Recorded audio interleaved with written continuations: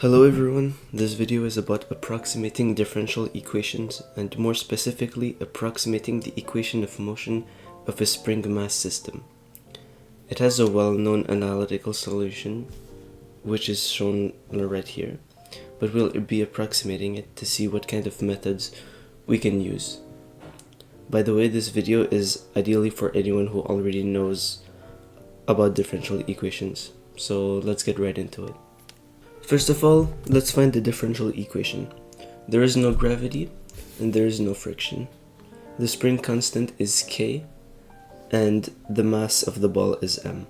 We want to know the position of the ball as a function of the time. So that is the function we're looking for in the differential equation.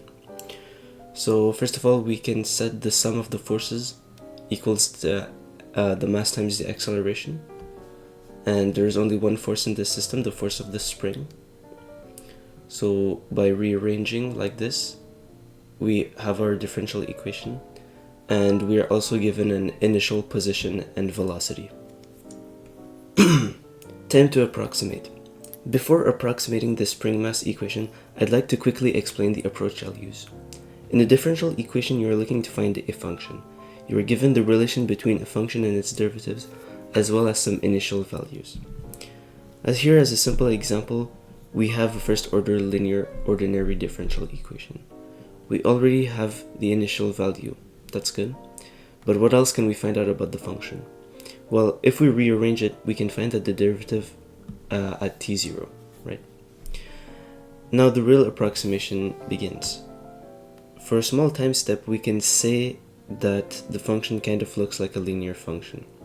With this, you can approximate the function at time t1, and then you can get the derivative at time t1 and repeat. Every time is going to become more and more off from the real answer. You might have noticed that the linear approximation looks like a Taylor approximation, and yes, it is. If we had higher order derivatives, we could also use those to get a more precise approximation.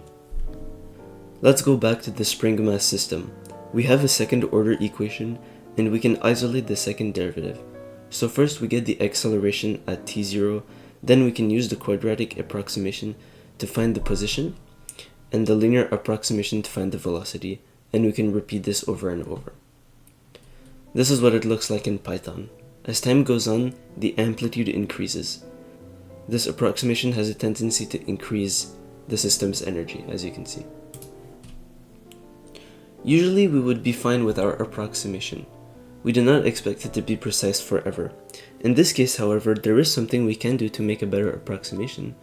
We can make the system conserve energy. It seems like there are multiple methods we can use to conserve the energy, but here we have the total energy of the system, which is comprised of the spring's potential energy and the kinetic energy of the ball. So what if instead of approximating the speed with a Taylor series, we get the speed from the energy function? Like that, we can assure that the energy will always be constant, right? Well, when we run it in Python, we get some errors about square roots. What's wrong with our method?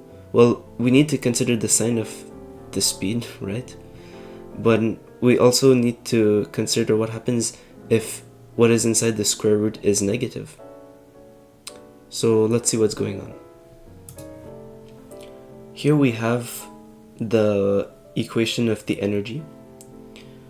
So actually the energy is a paraboloid, right? But if we have constant energy, then we have a slice of this paraboloid which looks like an ellipse. And the velocity that we got from the energy, right, it's 1/2 of this ellipse. And the problem is that when we approximate, there is a chance that it overshoots and gives us a complex number.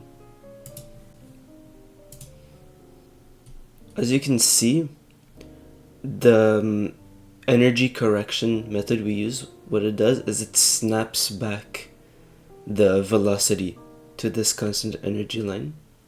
But instead of just snapping back the velocity, we can correct the position or the velocity depending on where we are on the ellipse. This works much better, but it still has a possibility of overshooting if the time step is too big.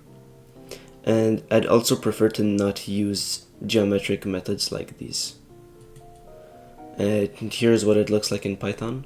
As you can see, the energy is perfectly constant, which is really nice. If we only correct along the position or velocity, there's a possibility of overshooting. Ideally, we would like to correct both the position and velocity a bit.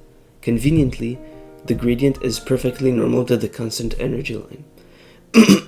We just need to figure out the right magnitude for the gradient vector. To be honest, I tried multiple methods using the gradient before finding one which works. My idea was at first to find the right magnitude and only correct the position and velocity once per time step. In the end, the best solution seemed to be to have a small constant magnitude which you apply multiple times. Now you can set the correction step's magnitude and the max number of steps. So even for a big time step, the equation doesn't explode. Here we can see that for a small time step, it's really accurate. Anyways, the position, speed, and acceleration. The energy jumps around a bit, but if you notice, it doesn't deviate that much. It's just like maybe 2 or 3%. But if you put a bigger time step, it doesn't explode, although it obviously looks a bit strange. So to sum it up, we wanted to approximate the equation of motion of a spring mass system. The first approximation worked, but lost accuracy over time. Then we tried the method using the idea that energy is constant. That one worked, but only for small time steps. And finally, we found a method which uses the gradient and works quite well. My next steps would be to try approximating a slightly more complex system, especially one which doesn't have an analytical solution. Thanks for watching.